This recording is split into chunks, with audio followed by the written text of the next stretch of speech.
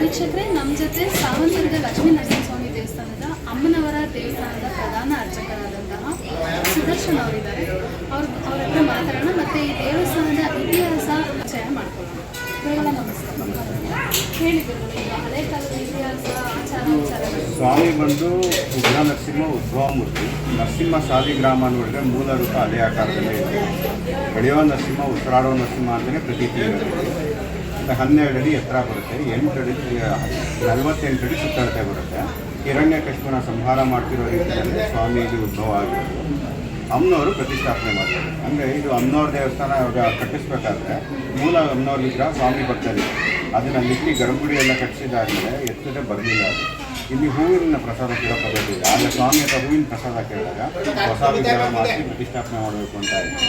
ಅದಕ್ಕೆ ಇಲ್ಲಿ ಪುನಃ ಪ್ರತಿಷ್ಠಾಪನೆ ಮಾಡಿರೋದು. ನಿತ್ಯ ಪೂಜೆಗೆಲ್ಲ ಅಮ್ಮನವ್ರ ವಿಗ್ರಹ ಇದೆ. ಮೂಲ ವಿಗ್ರಹ ಅಲ್ಲಿ ಪಕ್ಕದಲ್ಲಿರೋದು. ಅಂದರೆ ಸ್ವಾಮಿ ಉಗ್ರ ಸ್ವರೂಪಿಯಾಗಿರೋದ್ರಿಂದ ಅಮ್ಮನವ್ರನ್ನ ಪ್ರತಿಷ್ಠಾಪನೆ ಮಾಡೋದು. ಸೌಮ್ಯವಾಗಿರಲಿ ಸ್ವಾಮಿ ಅಂತ ಪ್ರತಿಷ್ಠಾಪನೆ ಮಾಡೋದು. ಘಾಟಿ ಅನ್ನೋ ರಾಕ್ಷಸಿನ ಸಂಹಾರ ಮಾಡಕ್ಕೆ ಬಂದಿರುವಂಥ ಸ್ವಾಮಿ ಇಲ್ಲೇ ನೆಲೆಸಿದ್ದಾರೆ. ಘಾಟಿ ಅನ್ನೋ ರಾಕ್ಷಸನ ಸಂಹಾರ ಮಾಡಕ್ಕೆ ಬಂದಿರುವಂಥ ಸ್ವಾಮಿ ಇಲ್ಲೇ ನೆಲೆಸಿದ್ದಾರೆ. ಮಾಂಡವ್ಯ ಮಹರ್ಷಿಗಳು ತಪಸ್ಸು ಮಾಡಿರುವಂಥ ಜಾಗ.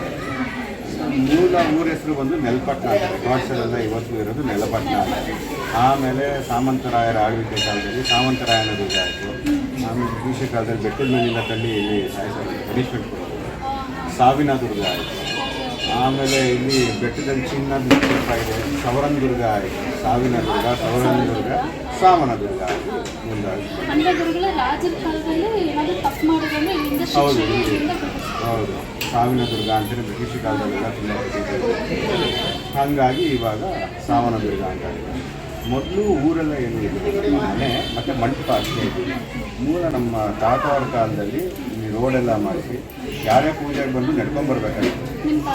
ಕೃಷ್ಣಮೂರ್ತಿ ಅಂತ ಕೃಷ್ಣಮೂರ್ತಿ ಅವರು ಪೂರ್ತಿ ಊರೇ ಡೆವಲಪ್ ಮಾಡಿದ್ರು. ದೇವಸ್ಥಾನ ಊರಲ್ಲಿ ಪೂರ್ತಿ ಎಲ್ಲ ಡೆವಲಪ್ ಮಾಡಿದ್ರು. ರೋಡೆಲ್ಲ ಮಾಡಿಸಿ ಯಾರೇ ಬಂದರೂ ದೇವಸ್ಥಾನ ಪೂಜೆ ಬಂದರೆ ನಡ್ಕೊಂಡ್ಬಂದು ಪೂಜೆ ಮಾಡಿಸ್ಕೊಂಡು ಮನೇಲಿ ಉಳ್ಕೊಂಡು ಪೂಜೆ ಮುಗಿಸ್ಕೊಂಡು ಹೋಗ್ತಿದ್ರು.